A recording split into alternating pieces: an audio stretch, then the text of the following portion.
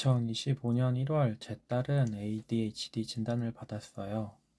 그때는 제 딸이 초등학교 1학년이어서 2학년 넘어가는 겨울방학이었어요. 아이를 데리고 정신과를 간다는 게 쉽지만은 않더라고요. 뭐 이렇게 항상 똘똘하고 영리하다는 칭찬도 많이 듣던 딸인데 ADHD가 있다고 하니까 처음엔 믿기지도 않고 정말 이게 맞는 건가? 또 조금 더 지켜보면 나아지지 않을까 그런 고민을 안 한 건 아니었어요. 대학병원 이제 정신과 진료를 보자고 마음먹었던 거는 첫 번째 이유는 담임 선생님의 추천 때문이었어요. 담임 선생님께서 아이의 부모에게 아이가 ADHD가 있을 것 같으니까 병원에 가보시라고 그 말을 하기까지 얼마나 고민을 하시고 말씀을 하셨을까 이런 생각이 들었거든요.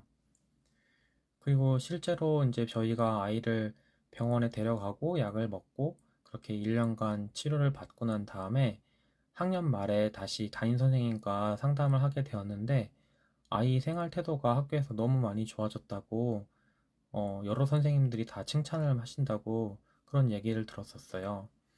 그래서 정말 진료 받기를 잘했다 이런 생각이 들었고 또 사실 아이가 다니는 학교에 ADHD 증상이 있는 다른 아이가 또 있었는데 남자아이가 있었는데 남자아이 부모님께 똑같이 선생님께서 ADHD가 의심되니까 병원의 검사나 상담을 받아보시라고 권유를 했었는데 그쪽 부모님께서는 그 얘기를 좀 불쾌하셨고 병원엔 데려가지 않으셨다고 해요.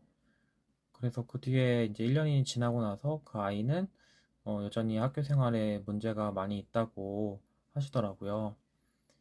어, 아이가 ADHD 증상이 있어서 병원에 갈까 말까 이런 고민을 하시는 분들이 있다면 병원에 하루라도 빨리 데려가 보시라고 말씀을 드리고 싶어요.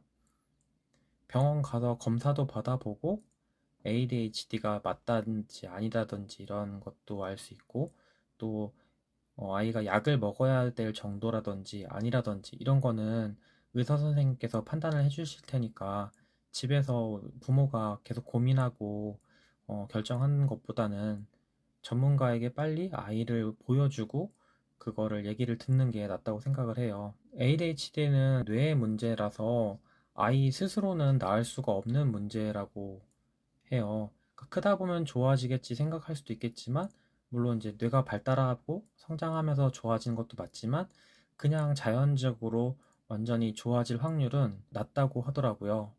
뇌가 다 자라기 전에 적극적으로 개입을 해서 도와줘야지 아이가 성인이 돼서도 ADHD로 고생을 하지 않을 수 있다고 하더라고요. 약을 먹는 거에 대해서도 너무 부정적으로 생각하지 않았으면 좋겠는 게 우리가 감기에 걸리면 감기약을 먹듯이 아이가 ADHD가 있으면 ADHD 약을 먹는 건 당연한 거예요. 그래서 아이의 주의 집중이나 충동 조절에 문제가 있는 것을 도와주는 약이기 때문에 그거를 부정적으로 바라보기보다는 얼른 약을 먹고 일상을 찾을 수 있도록 도와주는 것이 필요하다고 생각을 해요. 문제가 있었어요. 아침에 준비가 늦어서 저희 집은 와이프가 출근할 때 아이를 등원시키는데 아침에 아이가 바쁜데 방에서 화장실까지 가는 데만 30분씩 걸리고 들어가서도 딴짓하느라 준비를 제대로 못해서 속이 타는 날이 많았어요. 학교에 가서는 물건을 매일 잃어버리고 오고 또 정리정돈이 안 돼서 집에서도 두세 시간 놀고 나면 집안이 난장판이 돼 있었어요.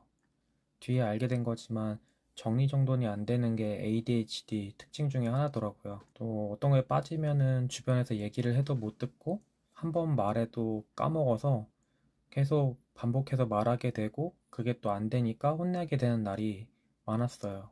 그러다가 딸아이가 이제 초등학교 1학년이 돼서 학교에 갔는데 3월에 학부모총회 때 가서 상담할 때 담임 선생님이 이제 아이가 준비물을 챙기기 어려워하고 또 사물함 관리도 잘 되지 않고 수업에 집중을 잘 하지 못한다는 말을 듣게 됐어요. 그래서 ADHD가 의심이 되니까 상담을 한번 받아보면 좋을 것 같다라고 말씀을 해주셨어요. 처음에는 심리상담센터를 방문해서 검사를 받고 주의 집중력을 높이는 프로그램을 이제 매주 방문해서 그런 훈련을 받았어요. 처음 방문했을 때보다 그 심리상담센터에서 상담을 받은 이후로 조금씩 나아지는 모습도 보이긴 했지만 그렇게 막 문제가 해결될 정도로 좋아졌다라고는 생각을 듣진 않았고, 가을 무렵에 문제가 생겼어요. 저희 집에서는 그 매일 비타민 D를 먹이고 있었는데 이게 조그마한 캡슐 같은 알약인데 먹는 걸 되게 좋아했어요. 근데 하루에 한 알만 먹어야 되는데도 아이가 두 달치를 알약을 한꺼번에 다 먹어가지고 응급실에 방문한 적이 있었어요. 그래서 이게 이제 충동성이 조절이 안 된다는 걸 그때 이제 심각성을 느껴가지고, 이게 전에도 있었거든요. 이렇게 알약 같은 거를 먹으면 안 되는 걸 알면서도 그게 조절이 안 돼서 아이가 한꺼번에 이렇게 수십 알씩 먹는 일이 반복이 돼서 병원에 진료를 알아보게 됐어요. 병원을 알아보니까 처음에는 집 근처에 있는 동네 병원들을 알아봤는데, 이게 일반적인 성인들이나 청소년들까지는 병원에서 봐주긴 하지만 지금 초등학교 1학년 이런 어린아이들은 봐주지 않는다고 하더라고요. 그래서 소아정신과를 진료를 볼 수 있는 대학병원을 찾아가 봐야 됐고, 이게 상담을 바로 받을 수 있는 게 아니라 찾아보니까 이제 예약을 해서 진료를 보는 데까지 3개월 이상 기다려야 되는 병원들이 대부분이었어요. 또 유명한 병원들은 3개월이 아니라 1년이나 2년 뒤에까지 기다려야 진료를 볼 수 있는 상황이었고, 그래서 집에서는 좀 멀지만 바로 한 달 정도 뒤에 진료를 볼 수 있는 병원을 저희는 예약해서 가게 되었어요. 2024년 12월에 대학병원 정신과를 찾아가서 예약해 두었던 진료를 볼 수 있었고, 초진을 받을 때는 대학병원에 왜 어떻게 오게 됐는지, 어떤 증상이 있는지를 문답하는 형식으로 이루어졌고, 저희가 말한 것들과 또 검사 문지표를 작성하면서 얘기했던 부분들을 보시곤 다음번 방문 때 정밀 검사를 해보자, 그렇게 말씀하셔서 두 번째 방문하는 날 4시간 정도 소요되는 정밀 검사를 받게 됐어요. 비용은 40만 원 정도가 들었고, 그리고 결과는 이제 일주일, 2주일 정도 뒤에 이제 알려주신다고 했고, 그래서 2025년 1월에 ADHD 진단을 받게 됐어요. AD는 주의 집중의 문제고, ADHD에서 HD는 과잉 행동의 문제인데, 제 딸은 AD가 좀 더 심한 유형의 ADHD라고 알려주셨어요. 그래서 약을 처방받아서 같이 복용하면서 앞으로 계속 지켜보자고 하셨습니다. 처방받은 약은 메디키넷이라는 약이었고, 이 약은 이제 부작용이 그렇게 많지 않고 오랫동안 많이 사용되어 온 약이라서 크게 걱정하지 않아도 된다고 말씀해 주셨어요. 약을 복용하고 첫 일주일은 너무 좋았던 것 같아요. 아이가 학교에 갔다 왔는데 필통 안에 물건이 하나도 없어지지 않고 다 가져온 거예요. 그런 적이 진짜 처음이었던 것 같아요. 항상 연필도 잃어버리고 지우개도 잃어버리고, 또 어떤 날은 필통을 통째로 잃어버리거나 가방을 두고 오기도 했는데, 모든 물건이 온전히 들어있는 책가방을 가지고 온 거는 그때가 처음이었던 것 같아요. 그리고 집에 돌아온 길에 오늘 학교에서 뭐 배웠어? 뭐가 재밌었어? 이렇게 물어보면은 예전에는 기억이 잘 안 난다고 하거나, 아니면 뭐 한두 가지 단편적인 것들만 이렇게 기억해서 얘기를 했는데, 약을 먹고 그 집에 돌아온 길에는 아이가 1교시 때부터 그 집에 올 때까지 매 교시마다 뭐 했었는지를 조잘조잘 다 설명해 주는 거예요. 그래서 약 효과가 정말 있구나, 그걸 그때 느낄 수 있었어요. 근데 또 이제 이 약의 부작용이 식욕 감퇴가 있었는데, 저희 아이한테는 그 식욕 감퇴 부작용이 나타나서 아이가 밥을 거의 먹지 않게 됐어요. 그러니까 하루 3끼 중에서 다 먹지 않는 것은 아니고, 약을 먹고 난 다음에 4시간쯤 뒤에 점심시간에 거의 이제 식욕이 없어지다 보니까 학교에 가서는 급식을 거의 먹지 않고 돌아온다고 하더라고요. 다행히 이제 저녁에는 식욕이 다시 돌아와서 저녁은 되게 잘 먹었어요. 그래서 하루에 3끼 중에 2끼만 먹는 느낌이라서, 이 약을 먹을 때 좀 이제 고민이 됐던 부분이, 아이가 굉장히 좀 작은데 밥까지 적게 먹게 되니까 이 약을 계속 먹어야 될까 좀 고민을 했었고, 이후에는 나중에 약을 또 바꾸게 됩니다.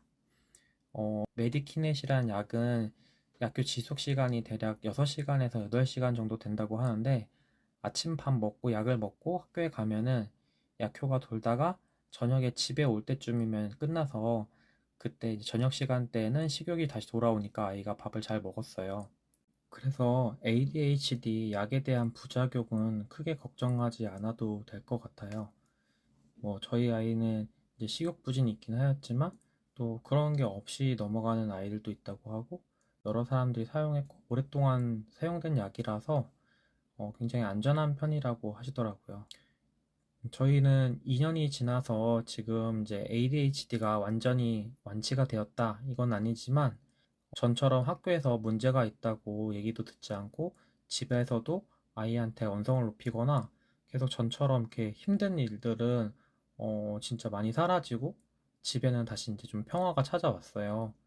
그래서 우리 아이를 키우면서 그 이제 병원을 갈까 말까 고민하고 또 약을 먹이면서 또 계속 집에서 이제 아이를 위해서 이제 환경들을 바꿔나가고 또 매주 상담센터를 가면서 좌충우돌했던 그런 경험들을 똑같이 아이를 키우면서 힘들어하시는 분들한테 우리가 겪었던 일들을 알려드리면 조금이라도 도움이 됐으면 좋겠다라는 생각에 이 영상을 촬영합니다.